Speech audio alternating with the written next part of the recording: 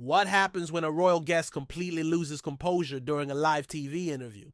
Today, you're about to hear a story that shocked viewers and left producers scrambling behind the scenes. Before we dive in, don't forget to hit that subscribe button and leave a comment below because this one is truly unbelievable. The day began like any other on Good Morning America. Michael Strahan was backstage reviewing his notes, preparing for what was expected to be a straightforward promotional interview. The guest was there to discuss his latest charity work and upcoming projects. But what unfolded live on air was anything but routine. As the theme music faded, Michael greeted the audience with his trademark smile.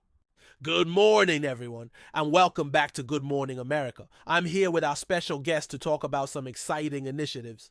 Turning toward him, Michael continued, "Thank you for joining us. Let's begin with your recent charity work in Africa. Could you share that experience with us?" The guest's reply carried an unexpected sharpness. "Well, Michael, people need to know the real story, not just the polished version the media usually shows." His tone immediately caught Michael's attention. This isn't some publicity stunt, despite what people might assume. Michael stayed composed, though his expression tightened slightly. "No one suggested it was a stunt.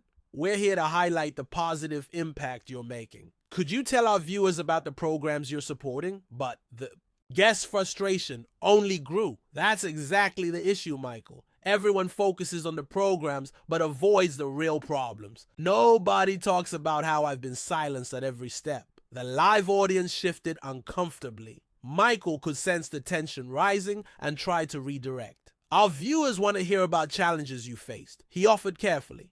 "But let's also recognize the important work being done. Isn't that why you're here?" "Don't patronize me, Michael," the guest shot back sharply. "You invited me here under false pretenses. You said this would be fair, but you're already trying to control the narrative like everyone else." Michael's practiced smile faltered. He'd managed tough guests before, but this was escalating quickly.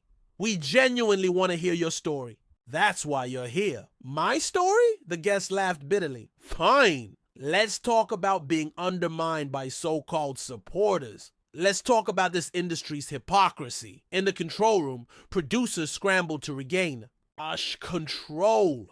Michael could see the panic behind the glass. Keeping his tone steady, he tried again. "I understand you have frustrations, but this is a live broadcast. Our audience deserves clarity, not chaos." "They deserve the truth, Michael," the guest shouted, pointing directly at him. "They need to see how people like you pretend to be allies when the cameras are on, but in reality, you're part of the same system holding others back." Michael's patience began to thin. He responded firmly, "I've been nothing but professional in this conversation. I don't see why this hostility is necessary." "Professional?" the guest scoffed. "You sit there with your fake smile, reading scripted questions, pretending you care about more than ratings." The studio air grew heavy with tension. The audience wasn't sure if this was a meltdown or some planned stunt. Michael made a decision.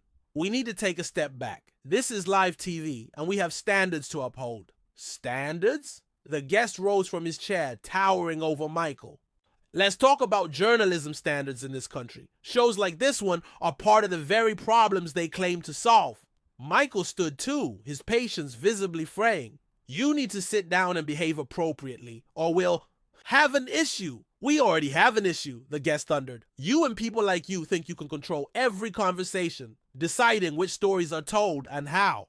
Security started moving closer. Michael, jaw tight, replied, "We gave you this platform to share your work and your experiences. Instead, you've chosen to attack me and the show." "No, Michael," the guest snapped, his voice rising further. "The problem is the setup itself. Your questions, your format, is designed to make me look grateful just to be here." The audience sat in silence, some recording the unfolding drama on their phones. Michael's career flashed before his eyes as the situation spiraled. Finally, he broke. "I think you need professional help. This behavior is unacceptable and frankly concerning." The words landed like fuel on fire. The guest's face flushed. "Professional help? You're questioning my mental state on live television? This is exactly the manipulation I've faced for years." Michael stood his ground. "I'm responding to what's happening right now. Your conduct is erratic and unprofessional." "Erratic?" the guest shouted. "What's erratic is pretending shows like this serve the public when they only push Certain narratives, security edged closer. The director gestured frantically for a commercial break. Michael tried to close things down. We're going to take a quick break. But the guest jumped in front of the camera. Don't cut away. America needs to see how quickly they shut down real conversations. Michael snapped. Step back. You're embarrassing yourself on national TV. Embarrassing, the guest. Ash retorted. I'm the only one here being honest. The rest of you are playing roles. Michael stepped between the guest and the camera. That's enough. This interview is over.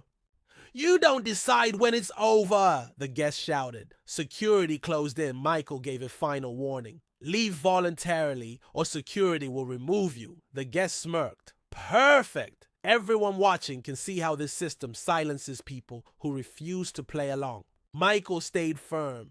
This is about respect and professionalism. You've shown neither. Security finally surrounded the guest.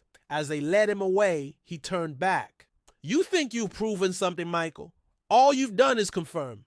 My point. Michael stared him down. What you've proven is that you came unprepared for an honest conversation. Instead, you staged a public breakdown. The audience watched in silence as security escorted the guest off set.